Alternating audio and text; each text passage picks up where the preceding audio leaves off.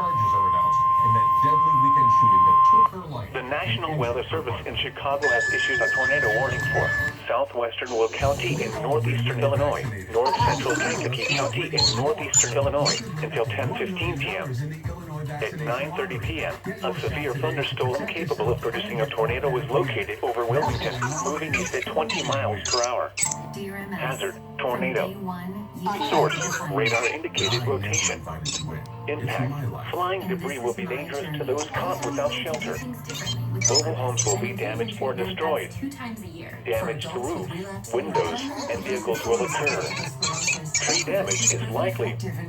This tornadic thunderstorm will remain over mainly rural areas of southwestern Will and north central Kankakee counties, including the following locations: Simon and Wilton Center, including the following interstates: Interstate 55 between mile markers 237 and 220. Take cover now. Move to a basement or an interior room on the lowest floor of a sturdy building. Avoid windows. If you are outdoors, in a mobile home, or in a vehicle, move to the closest substantial shelter and protect yourself from flying debris.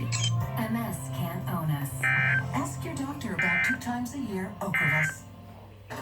This is no